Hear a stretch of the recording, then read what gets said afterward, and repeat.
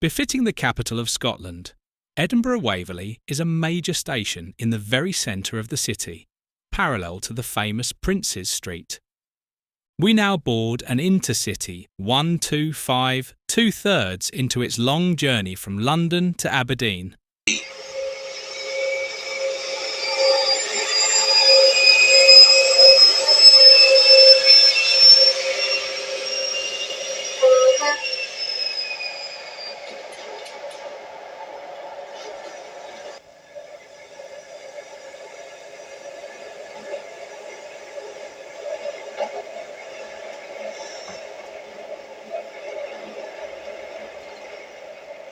Viewed from any angle, there can be few civil engineering structures in the world as awe-inspiring as the Forth Bridge. It stands 361 feet above high tide with a track level of 157 feet.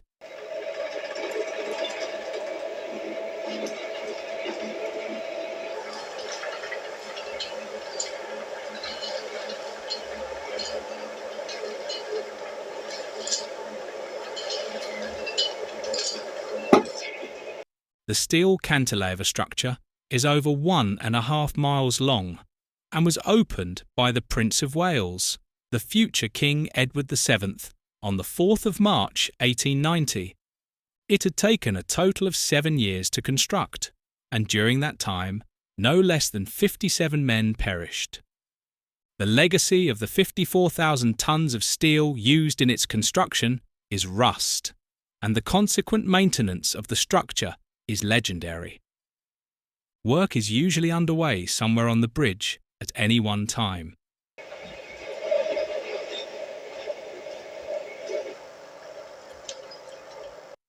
The car ferries that used to cross the Firth continued operating up until 1964, when the Forth Road Bridge opened.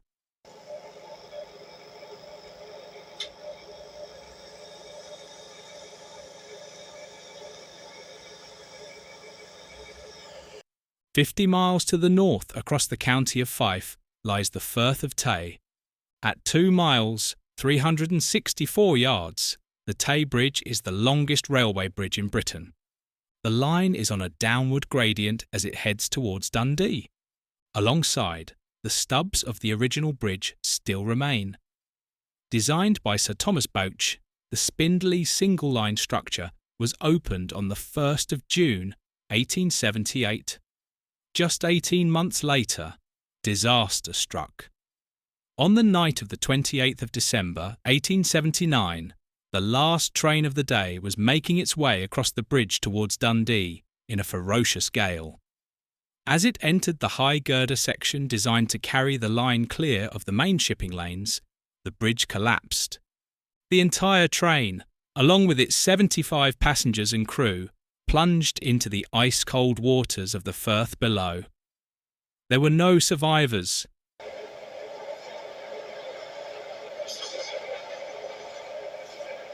Within months, however, the North British Railway had committed itself to building this replacement. The new double-track bridge was designed by W.H. Barlow and opened on the 20th of June 1887. The Board of Trade inquiry concluded that the original bridge had been badly designed, badly constructed, and badly maintained. Sir Thomas Bouch, who had been knighted by Queen Victoria for his work, died a tragic and broken man just 10 months later. Incredible as it may seem, the steam engine from that fateful train was actually salvaged and put back to work. It ran for another 40 years. The black humid footplate cruise, nicknaming it the Diver.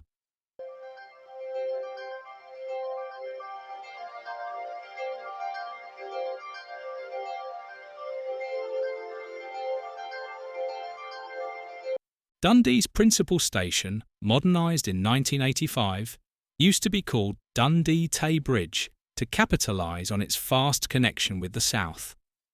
The InterCity route from Dundee to Aberdeen is full of contrasts, and not in the slightest disappointing. We are now heading east alongside the Firth of Tay towards the former ferry port of Broughty Ferry.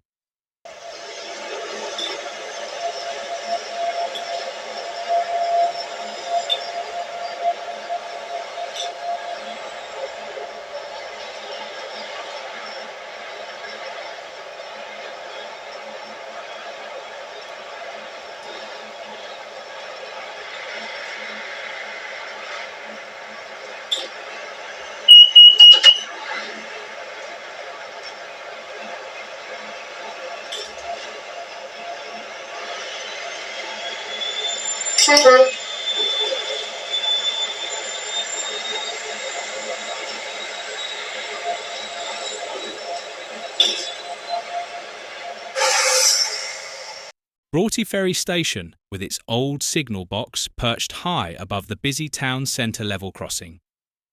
The line runs out into the open and crosses various golf courses, such as Carnoustie, which only a few weeks earlier was the venue for the 1996 Scottish Open Golf Tournament.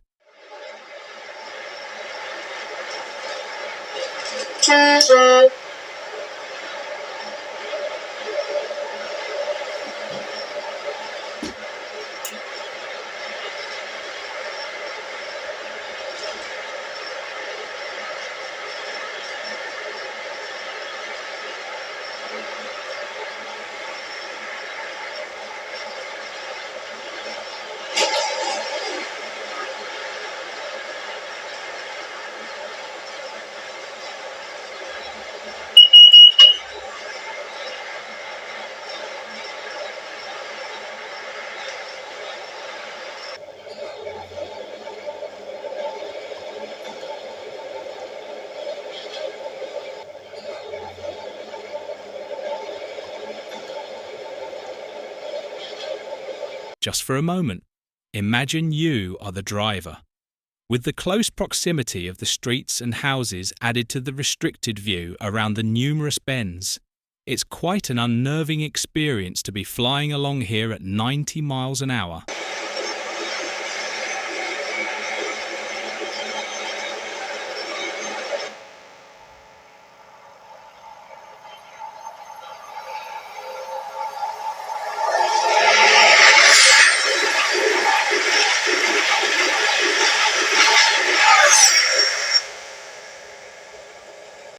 Approaching Montrose, the line curves through such difficult terrain, it proved to be too expensive to double the track.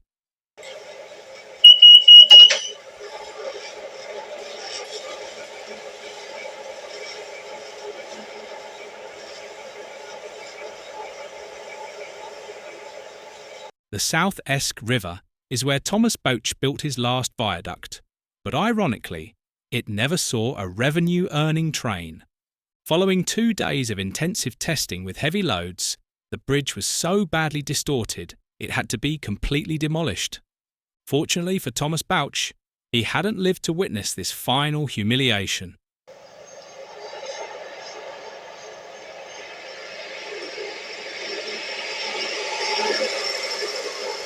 Stonehaven is a nice example of one of the East Coast towns on the route. Naturally, the town takes its name from its truly picturesque harbour. The InterCity route to Aberdeen features a number of pleasing coastal stretches alongside the North Sea.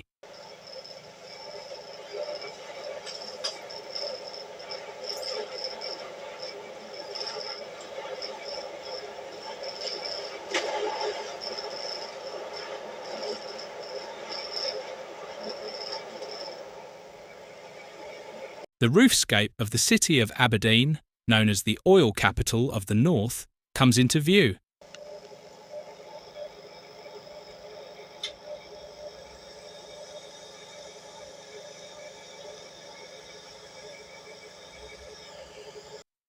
The InterCity 125 has completed a journey of 523 miles from King's Cross in just under 7 hours.